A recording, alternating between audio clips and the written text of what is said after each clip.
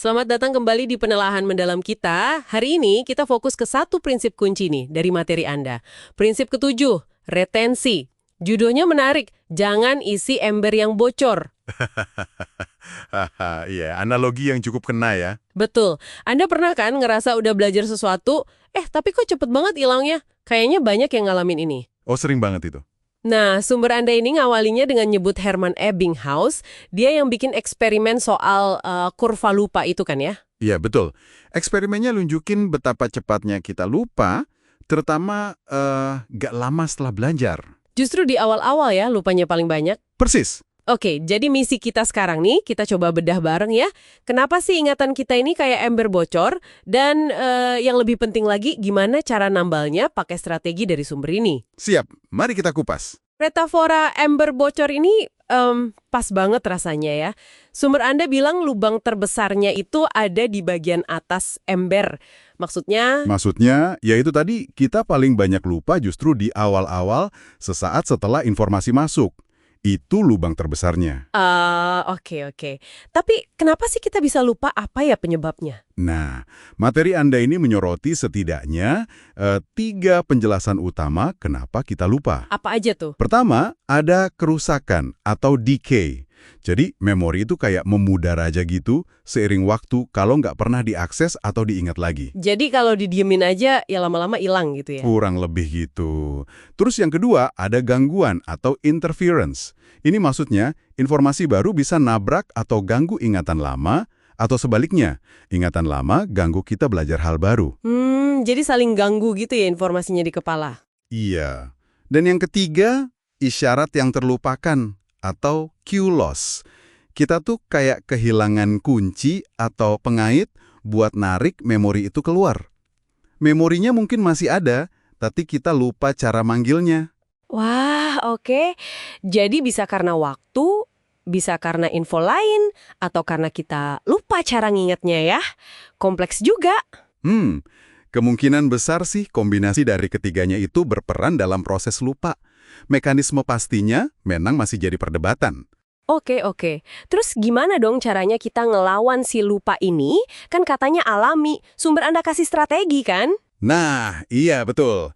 Ada 4 strategi utama yang disajiin di sini buat memperkuat retensi, baik jangka pendek maupun panjang. Yang pertama itu spasi atau spacing. Spasi, maksudnya ngasih jeda gitu ya?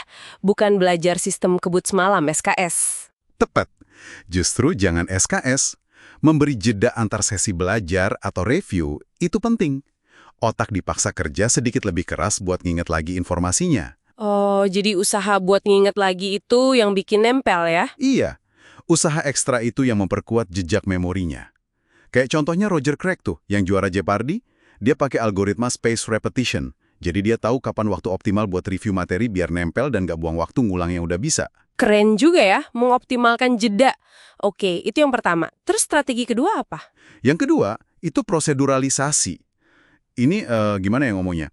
Mengubah pengetahuan yang sifatnya fakta atau tahu apa jadi keterampilan. Tahu bagaimana? Contohnya gimana tuh? Kayak bedanya tahu teorinya kur mobil sama benerang bisa nyetir dengan lancar di jalan raya gitu. Atau waktu belajar kedokteran, kan nggak cuma hafal nama penyakit, tapi juga tahu gimana cara mendiagnosis. Atau belajar bahasa, nggak cuma hafal kosakata, tapi bisa ngomong. Ngerti. Jadi mengubah pengetahuan jadi semacam skill atau keahlian yang otomatis gitu ya di otak kita? Persis. Keterampilan yang udah terproseduralisasi ini cenderung jauh lebih awet, lebih tahan lama daripada sekedar hafalan fakta. Masuk akal. Oke, itu kedua. Ketiga? Ketiga, pembelajaran berlebihan atau overlearning. Overlearning. Belajar berlebihan. Gimana tuh? Maksudnya terus berlatih atau mengulang materi, bahkan setelah Anda ngerasa udah benar-benar menguasainya. Jangan berhenti pas udah ngerasa bisa. Oh, jadi meskipun rasanya udah jago, tetap aja dilatih terus gitu ya? Betul. Ada studi dari Driscoll dan kawan-kawan yang dikutip di sumber Anda, itu nunjukin kalau overlearning ini signifikan banget naikin retensi jangka panjang. Contoh lain, studi Bahrik. Orang masih ingat pelajaran matematika SMA puluhan tahun kemudian karena dulu belajarnya sampai benar-benar mantap. Wow. Biar mendarah daging istilahnya ya? Oke. Ada lagi yang keempat? Yang keempat, mnemonik. Ini teknik yang mungkin udah banyak yang tahu ya, kayak jembatan keledai. Oh ya, sering denger itu. Iya, ini teknik buat nginget informasi yang spesifik atau abstrak dengan cara mengubahnya jadi sesuatu yang lebih gampang diingat. Bisa jadi gambaran visual yang aneh, cerita lucu, atau peta mental. Contohnya kayak gimana? Benny Lewis, poliglot itu, dia pakai mnemonik buat ngafalin kosakata bahasa asing. Atau contoh ekstrimnya, ya para juara lomba memori itu, kayak Rajvir Mena, yang hafal 70.000 digit pi. Mereka pasti pakai teknik mnemonik yang canggih. Luar biasa ya kapasitas memori manusia kalau dilatih. Jadi buat Anda yang lagi denger ini bukan cuma trik-trik iseng ya. Ini cara sistematis biar belajar kita lebih nempel dan nggak gampang hilang. Betul sekali.